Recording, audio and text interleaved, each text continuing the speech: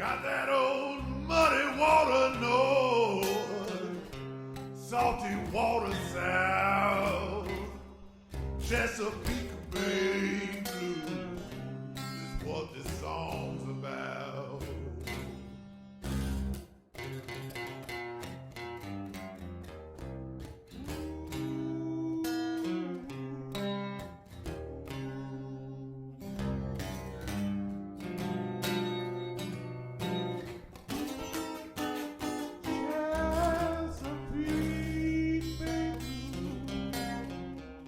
Hey, what's up guys? Crazyhorse here. I am today here at Crazyhorse Fishing Rods, and David Gaestel is going to give me a tour. How you doing, Dave? Doing great. Thanks, Grant. Cool. Why don't we get started? Show me around. But this is the magic room right here. This is where we build, fix, and restore fishing rods. This is our special place. This is my wife, Kelly. The other half of Crazyhorse Fishing Rods. Oh, and we have to tell, this is Violet. Okay? And so in this shop, we build, repair, and restore fishing rods. It looks like a mess. We have every fishing rod comes in here and gets a label, gets a person's name put on it. And up here we have rods drying. So these have epoxy put over the threads, and it has to turn for 24 hours to have the epoxy dry because it's self-leveling epoxy. So these are 4 used fishing rods. Over here you can see we have 4 brand new fishing rods turning. These are drying over here. So typically when we leave the shop we could have 10 rods drying. These are rods that are waiting for the epoxy. This is where Kelly builds fishing rods. As you can see, this is nice and clean. Kelly is a very clean person. Kelly is very pretty fishing rod work. And she builds as many rods as I do. And then over here, this mess is where I build fishing rods. And but I do a lot of tear down. This rod here, this is a St. Croix fishing rod. Took the guide off. The guide came in here looking like this. And we're getting ready to put this guide on there. And that's one of our specialties. Actually, anything on a fishing rod is I can call a specialty. We do anything to a fishing rod. We've had them snap, and we can fix them, put them back together. Yeah, Kelly told me a little bit about that before. Can you show me the process for how you would repair a snapped fishing rod? Sure. So outside there we have a couple hundred pieces of fishing rods, like pieces of fishing rods, and what we do is we make sleeves that go inside the 2 pieces. One that goes down a rod and one that goes up the rod, and we epoxy them in, and then we epoxy the rod back together, and so it has a band-aid on the inside. And typically it's 3 rods thick where it was broken. Now of course you're not going to have the same kind of action with that rod. You're going to have a big flat spot, but sometimes it's a rod that means a lot to somebody. Sometimes it's a rod that just to have as a spare or as a backup. Sure. And we do that a lot. We have fixed rods. We had a guy come in here in tears because there was an award he won, and we were able to fix it. And he hung it back up over his fireplace. It's a great story. So this captain brought in fishing rods. These are brand new. He wanted to have roller tips, so we took the tips off, and we have 8 roller tips on order for his rods. This is rods that we took the guides off, and we're waiting. These are Charlie over there. He's upside down because we're waiting on his parts to come in. So, David, can you show me like the full gamut of customizations that you can do for someone if they want to have a custom rod made? Sure. Most of our rods start out here. We call this our candy box. This is 36 colors. Of course, these rods come in all sizes and action and weights. And these are a company called Rod Geeks.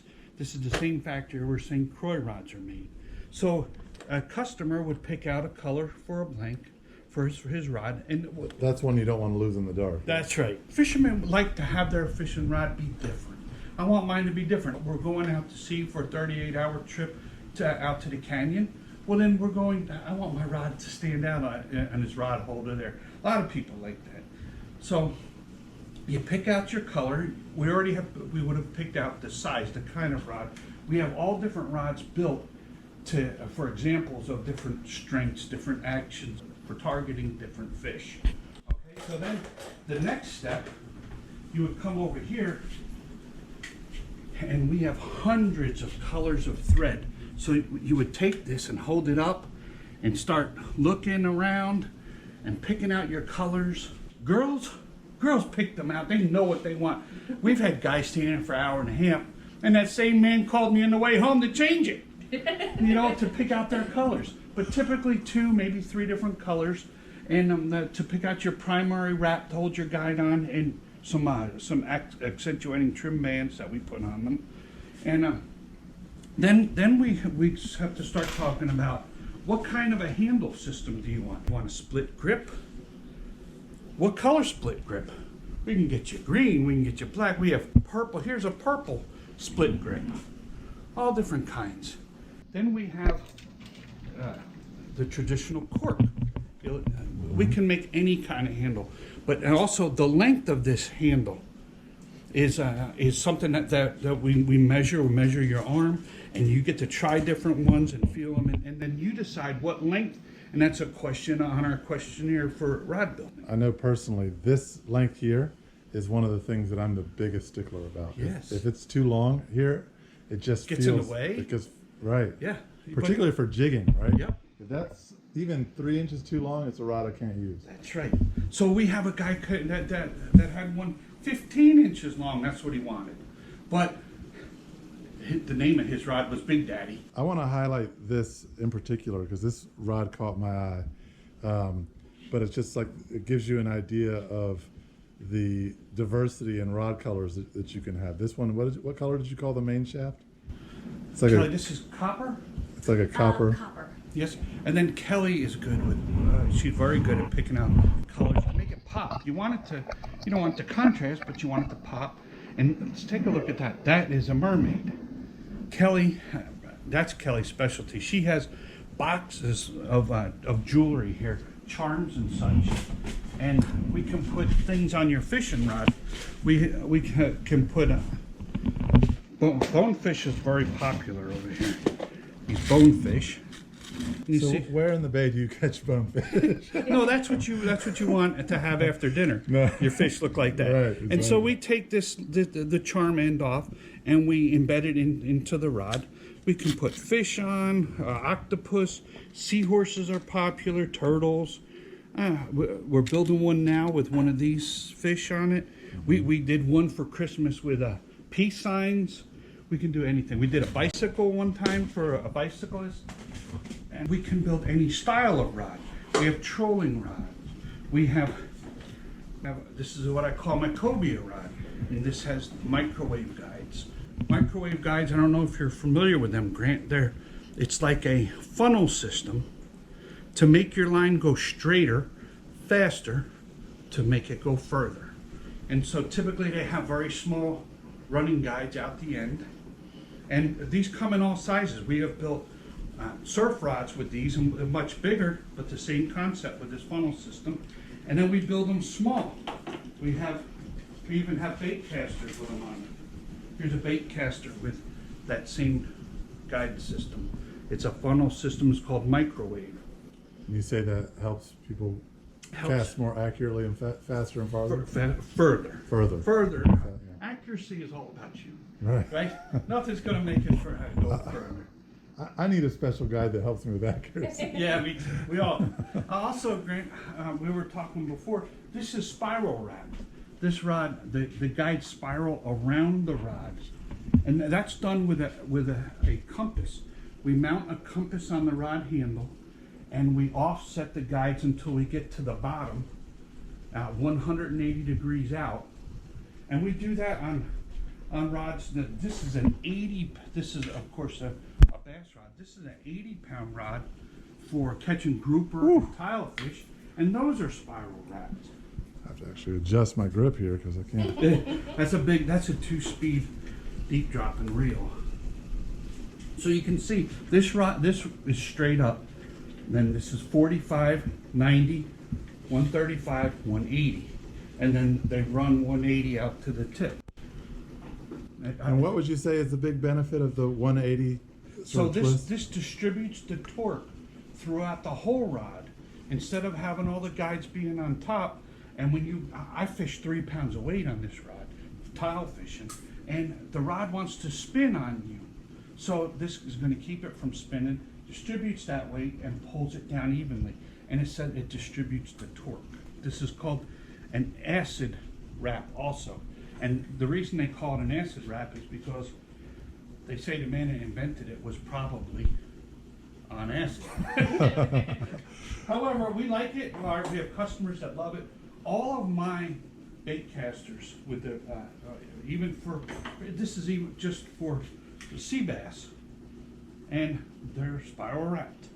That's just this. I like it. It's what we do. We sell a lot of them, and so that's in the questionnaire.